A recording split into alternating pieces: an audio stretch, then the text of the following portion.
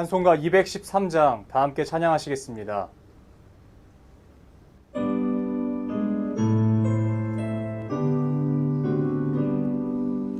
나의 생명 드리니 주여 받아주셔서 세상 살아갈 동안 찬송하게 하소서.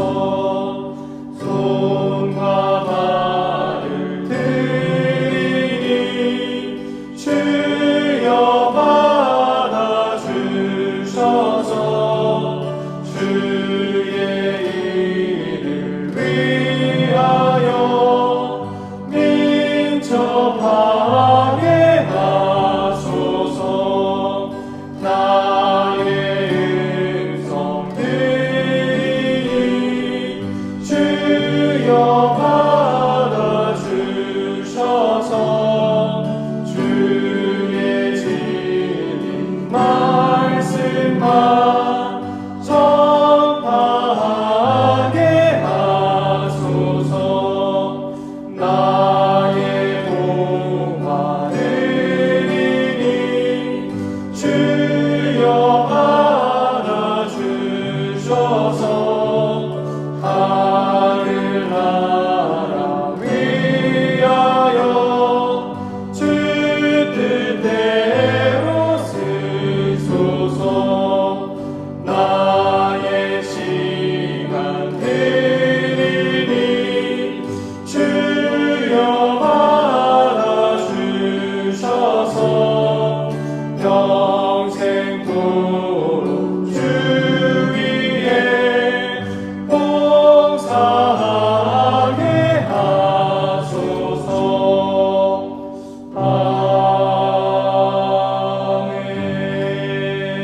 아멘. 기도하겠습니다.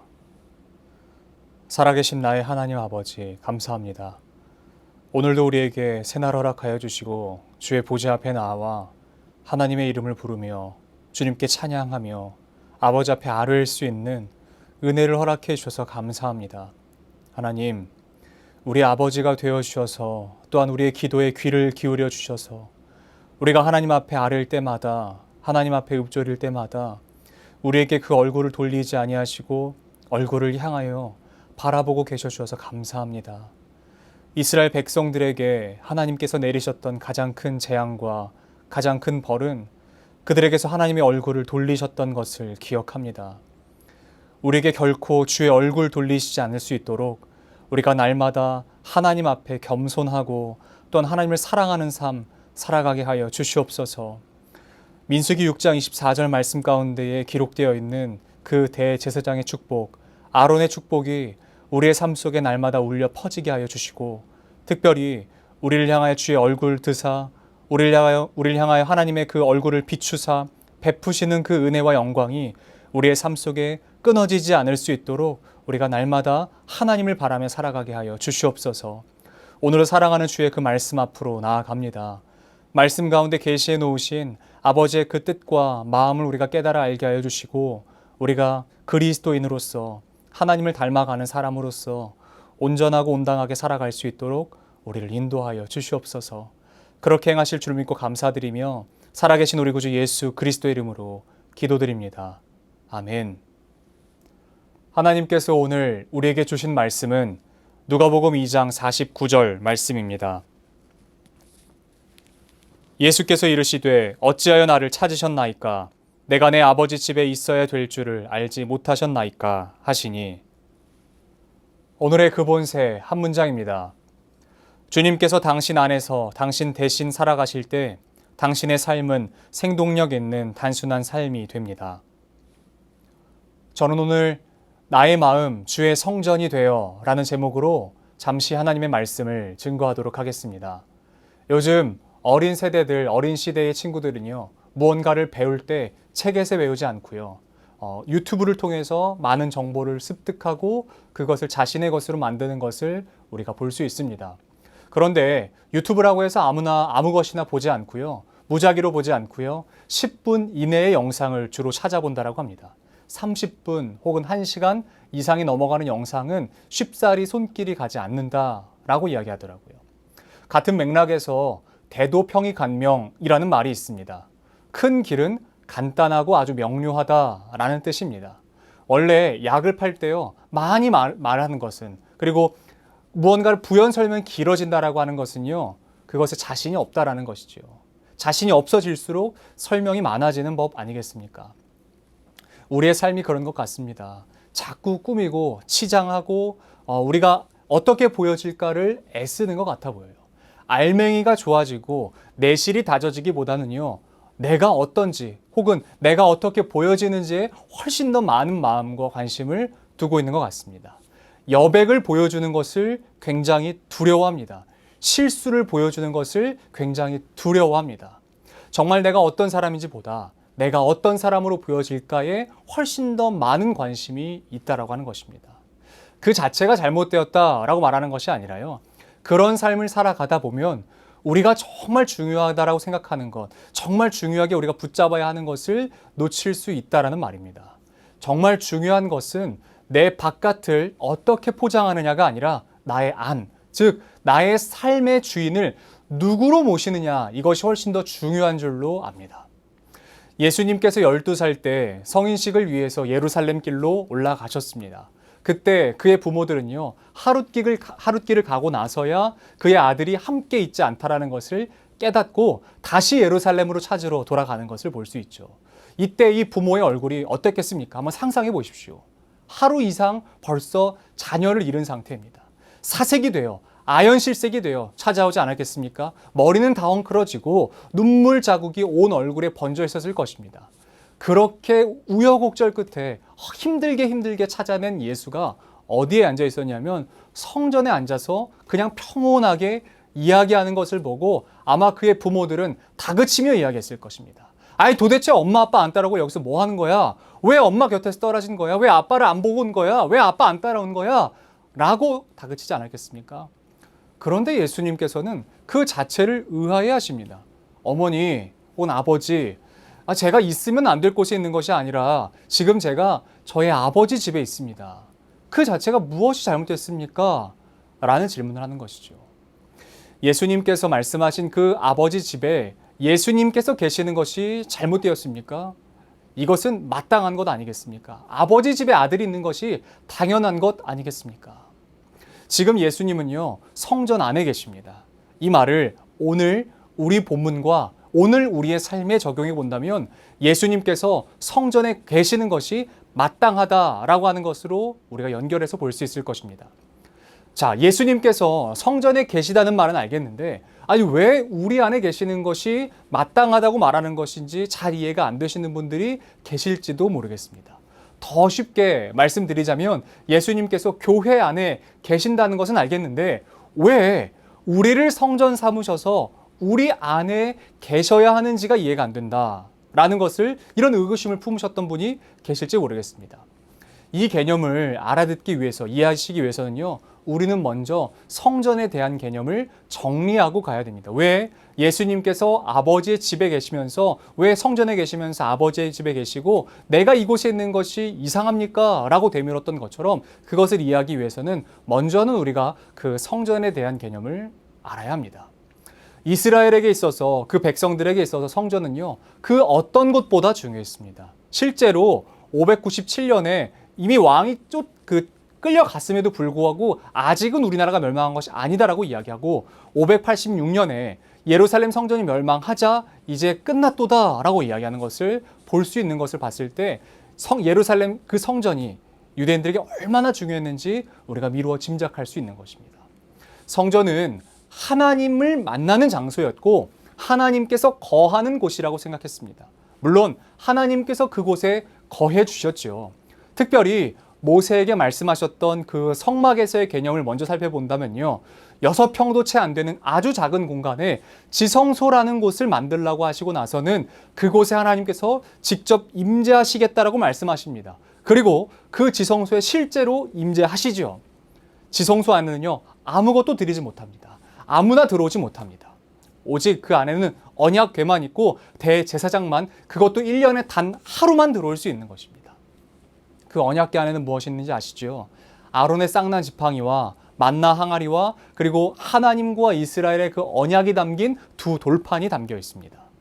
민수기 4장을 본다면 이후에 이 이스라엘 백성들이요, 진영을 떠날 때 모습이 나옵니다. 하나님께서 인도하시는 대로 다음 멈추는 곳까지 가는데 얼마나 가게 될지는 그 누구도 모릅니다. 오직 하나님만이 아시죠. 그러나 내가 더 가고 싶어도 하나님께서 멈추라고 하시면 그 자리에 멈춰서서 텐트, 그 장막을 펼칩니다. 그 장막의 기준은요, 언약궤예요. 그 장막을 무엇을 기준으로 해서 장막이 있고 없고를 결정하느냐, 그 장막이 장막되느냐를 결정하느냐면요, 다른 것이 아닙니다. 언약궤가 그 자리에 놓여져 있고 그 언약궤로 말미암아 지성소가 설치되었는가로 성전이 그 자리에 있는가를 볼 수 있는 것입니다. 왜냐하면 하나님은 그 지성소에 있는 언약궤 위, 곧 우리가 시은좌라고 알고 있는 그 위에 임하시기 때문에 그래요.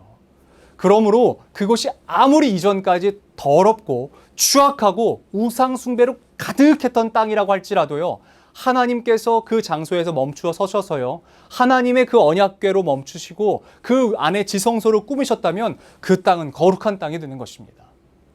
반대로 방금 전까지요, 지성소를 하나님께서 거하시고 하나님의 임재가 충만했던 장소였지만 언약궤가 들어져서 떠나가면요, 그 땅은 방금 전까지는 지성소였지만 그냥 땅이 되는 것이에요. 왜냐하면 하나님의 언약궤가 떠나갔기 때문에 그래요. 여기까지 가장 중요한 개념은 언약궤죠. 그러나 그 언약이 이스라엘과 하나님이 맺었던 그 언약이 이스라엘의 일방적인 거절과 깨어짐으로 말미암아 그 언약 자체가 이제 파기가 되었습니다. 깨졌습니다. 그래서 하나님께서 이제는 어떤 장소에 두시지 않기로 결정하셨어요. 언약궤가 아니구나. 그 언약궤가 중요한 것이 아니구나. 언약궤가 왔다 갔다 하는 것이 너에게 중요한 것이 아니구나. 이제 내가 새 언약을 맺고 그 새 언약은 단순히 그냥 나무 쪼가리 같은 언약궤 두지 않고 새 장소에 두겠다라고 말씀하시면서 그 언약을 두시는 장소로 선정하세요. 그 말씀이 예레미야 31장에 기록되어 있습니다. 시간이 되시는 분들은 31장 31절부터 읽어보시고 저는 지금 33절을 제가 읽어드리도록 하겠습니다.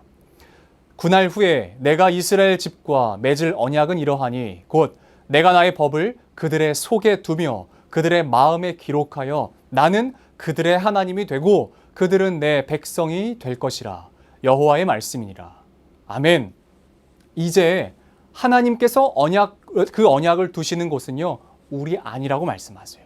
그리고 이제는 돌판이 아닙니다. 돌판에 기록하지 않습니다. 돌판에 기록했던 언약은 사람들이 일방적으로 깨버려요. 그래서 이제는 결코 깰 수 없는 그것을 하나님께서 적으시고 그 적으신 것을 두시는 장소가 바로 어디냐면 우리의 마음입니다. 우리 안이라는 것이에요. 그러므로 하나님은 이전에 언약궤 위, 그 구름 날개 사이에 거하셨던 하나님의 그 시은좌, 그것에 거하셨던 하나님이라면요, 이제 그 언약궤 위에 다시금 하나님이 거하실 때 이제 그 언약이 새롭게 거치하게 된 그 장소가 어디냐면 우리 아니죠. 그러므로 하나님이 어디 거하시는 거겠습니까? 우리 위에 거하시는 것이죠. 그러므로 우리가 왜 성전입니까? 우리 안에 하나님의 말씀과 하나님의 언약이 있기 때문에 그렇습니다. 왜 예수님께서 우리 안에 거하심이 마땅합니까? 내가 바로 성전이기 때문에 그런 것이에요. 우리가 바로 예수 그리스도께서 거하시고 하나님이 임재하시는 그 지성소와 같은 성전이기 때문에 그래요. 내 자체가 아버지가 거하시는 아버지의 집이 되는 것입니다. 그리고 그 집은 하나님이 거하시는 곳이에요. 그러므로 내가 한 발짝 나아간다 라는 것은 단순히 나라고 하는 이 사람이 한 발짝 내딛는 것 정도가 아닙니다. 하나님의 성전인 내가 나아가는 것이 되는 것이에요. 이 개념을 우리가 반드시 기억해야 됩니다. 내가 왜 그리스도인으로서 마땅히 살아가야 되는가? 우리 안에 예수께서 거하셨기 때문에 그렇습니다. 내가 걷는 이 발 한 걸음이요, 그냥 내가 뛰고 싶은, 내가 걷고 싶은, 내가 나아가고 싶은 그 방향이 아니라는 것이에요. 내가 걷는 그 걸음이 교회가 가는 거예요. 성전이 움직이는 거예요. 그렇기 때문에 이것을 우리가 귀하게 생각하고 우리 아주 미약하나마 단순하나마 이 행동 자체도 우리가 성전으로서 해야 된다라고 하는 것입니다. 그러므로 여러분, 우리가 누구의 인도함을 받아야 마땅하겠습니까? 구약시대 출애굽한 백성들은 언약궤가 불기둥이 그리고 구름기둥이 떴을 때, 하늘 위에 그 작은 구름이 딱 떴을 때 이제는 모든 텐트를 다 접습니다. 지성소로 시작해가지고 모든 성전에 있는 기구들을 이제 천으로 다 감싸서 이제 언약궤를 매죠. 그 법궤를 매죠. 그리고 나서 이동합니다. 어떤 것 때문에 이동하냐면 하나님의 그 약속의 구름으로 이동하는 것이에요. 하나님의 철저한 인도하심을 받는 것입니다. 광야에 길도 없을 때 하나님께서 가라 하시는 곳에 가는 것이에요. 그 구름이 가다가 멈추는 곳에 언약궤를 내려놓고 그곳에 지성소를 만드는 것입니다. 마찬가지예요. 우리 자체가 성전이 되었으니 우리를 인도하시는 분이 누가 되어야겠습니까? 이스라엘 백성들은요, 아무리 한 발짝 더 내디딜 힘이 있었어도요, 하나님의 인도하시는 그 구름이 멈추면 그 자리에 멈춰야 했습니다. 반대로 그들이 멈추고 싶어도요, 아무리 힘이 없어서 멈추고 싶어도요, 하나님께서 가라 하시면 가는 것이에요. 내가 이 장소에 더 머물러 있고 싶어도 하나님의 그 인도하심의 구름이 떠서 이동하면요, 그 구름을 따라서 이동해야 하는 것입니다. 우리의 삶이 이것과 일치하는 줄로 압니다. 우리는 하나님의 인도하심을 철저하게 받는 사람들이라는 것입니다. 철저하게 하나님의 인도하심에 맞춰 살아가야 하는 사람들이라는 것이에요. 하나님의 인도하시는 그 발걸음을 따라서 우리가 하나님의 발치를 바라보며 걸어가야 하는 사람들이라는 것이에요. 예수 그리스도께서 걸어가시며 길을 내시는 그 길을 우리가 한 걸음 한 걸음 그 발 뒤꿈치를 바라보며 걸어가야 한다는 것이에요. 우리가 이제는 좀 심플하게 살았으면 좋겠습니다. 좀 간단하게 명료하게 살았으면 좋겠어요. 자꾸 조미료를 넣어서요, 이 음식이 이 맛도 아니고 내 맛도 아닌 이 음식처럼 만들어버리지 않았으면 좋겠는 것이에요. 내 안에 주어진 그 원재료인 예수 그리스도로 승부했으면 좋겠습니다. 여러분, 맛없는 식당에 가셨을 때 그 기분 나쁜 것 어떤 것인지 아시죠? 이게 얼마나 맛이 없는지 내 기분까지 상하게 하는 그 음식을 먹었을 때 그때 느낌 아시죠? 어떤 느낌인지 아시죠? 조미료가 너무 많이 들어가고 이게 도대체 조미료 맛인지 음식 맛인지, 분명히 내가 먹는 것은 콩나물인데 이 콩나물이 무슨 맛인지 도무지 콩나물 맛은 하나도 안 나고 그냥 되려 마늘이네 다른 어떤 맛들만 가득한 그때의 음식에 먹었을 때 그 기분 아시죠? 우리의 삶은요, 이제는 더 이상 채울 때가 아닙니다. 오히려 반대로 덜어내야 될 때인 것이에요. 계속해서 여백을 채우려고 하는 것이 아닙니다. 화려해지기 위해서 내가 그 화려한 옷을 입을 때가 아니라는 것이에요. 오히려 덜어내야 내가 내 삶에서 누가 진정 드러나야 하는지를 우리가 바라볼 수 있게 되는 것입니다. 그래서 도전하고 싶은 것이에요. 사랑하는 수유제일교회 성도님들, 우리가 우리의 삶에서 좀 덜어낼 것들을 좀 덜어냅시다. 빼야 할 것들 좀 뺍시다. 조미료 치기로 결정하지 말고 원재료의 신 예수 그리스도로 승부합시다. 원재료가 맛있으면 조미료 안 넣어도 됩니다. 그 자체로 그냥 물과 아무리 작은 그 한 재료라고 할지라도요, 그 재료가 맛있으면 그대로 내놔도 아주 그럴싸한 음식이 되는 것이죠. 이 삶에 도전하고 싶습니다. 예수 그리스도로 가득 찬 삶. 오히려 내가 다 빠지고 성전다운 삶에 도전하고 싶은 것이에요. 내가 내 삶을 그 키를 붙잡고 왔다 갔다 하는 것이 아니라 어떻게 해야 내가 어떤 모습으로 보여질지에 모든 관심이 다 쏟아져 있어서 그곳에 마음을 두는 것이 아니라 오히려 반대로 내 삶에 내가 화려해지는 것이 아니라 내 삶의 참된 주인이시고 내 안에 내주하고 계시는 예수 그리스도로 드러나기로 결정함으로 말미암아 내 삶에 예수로 가득한 삶, 그런 삶에 도전해 보시지 않겠습니까? 성전답게 살아가는 우리가 되었으면 좋겠는 것이.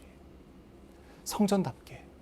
하나님은 저와 여러분들을 이미 하나님이 거하시는 그 성전 삼으셨는 줄로 믿습니다. 그리고 그 성전에 하나님이 이미 거하고 계시는 줄로 믿어요. 그런데 만약에 그 성전에 하나님이 아닌 비둘기를 갖다 놓고 돈을 바꾸는 것들을 갖다 놓고 화려한 어떤 것들을 갖다 놓고 그럴싸해 보이는 무언가를 갖다 놓고 유행이라고 하는 무언가를 갖다 놓고 나이스해 보이는 뭔가를 갖다 놓고 그것으로 채웠다면 아마 예수님께서 그렇게 말씀하실 것이에요. 내 집은 만민이 기도하는 집이다. 내가 마땅히 거해야 되는 이 집은 예수로 하나님으로 가득 차야 하는 곳이다 라고 말씀하시면서 어쩌면 쓸어버리실지도 모릅니다. 그 이전에 우리가 먼저 덜어낼 것들 덜어냅시다. 뺄 것들 뺍시다. 줄여야 할 것들 줄입시다. 예수가 아닌 다른 것들은 우리가 좀 거절합시다. 마지막으로 이 예 한 가지만 들고 싶습니다. 사랑을 많은 말들로 정의합니다.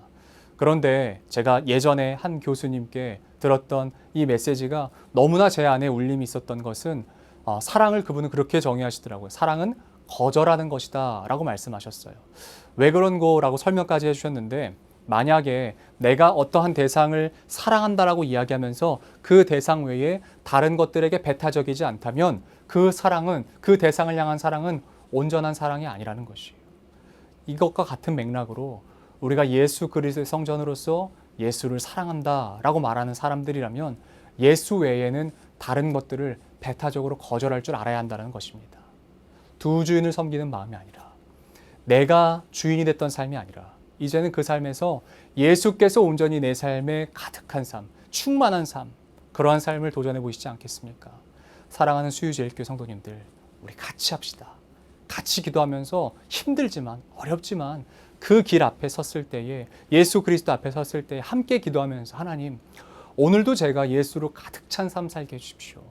내 안에 불긋불긋 올라오는, 울컥울컥 올라오는 나의 자존심과 나의 생각과 나의 욕심과 나의 자만과 내가 아니라 예수 그리스도의 소리와 예수 그리스도의 그 인도하심을 받아서 내가 갈 때, 내가 설 때를 알아 그 자리에서 하나님 인도하심 받는 그러한 삶이 되게 해주십시오 라고 기도하는 저와 여러분들이 되었으면 좋겠습니다. 기도하겠습니다. 하나님 아버지, 하나님께서 이제는 더 이상 언약궤에 언약을 두시지 아니하시고 새 언약을 맺으사 그 언약은 우리 안에 두시며 우리의 마음 가운데 기록하신다 라고 말씀하십니다. 그러므로 하나님, 우리 자체가 언약궤이고 우리가 바로 하나님이 거하시는 성전임을 다시 한 번 더 우리가 믿음으로 고백합니다. 이제는 우리가 성전다운 삶 살아가게 해주십시오. 예수 그리스도의 그 임재로 가득한 삶 살아갈 수 있도록 우리의 삶을 인도하여 주시기를 기도하오니, 하나님, 오직 예수로 걷고 오직 예수로 멈추고 오직 예수의 향기가 넘쳐나는 삶이 되게 하여 주시옵소서. 우리 이어서 주님께서 가르치신 기도로 오늘 예배를 마치도록 하겠습니다. 하늘에 계신 우리 아버지, 아버지 이름을 거룩하게 하시며 아버지의 나라가 오게 하시며 아버지의 뜻이 하늘에서와 같이 땅에서도 이루어지게 하소서. 오늘 우리에게 일용할 양식을 주시고 우리가 우리에게 잘못한 사람을 용서하여 준 것 같이 우리 죄를 용서하여 주시고 우리를 시험에 빠지지 않게 하시고 악에서 구하소서. 나라와 권능과 영광이 영원히 아버지의 것입니다. 아멘.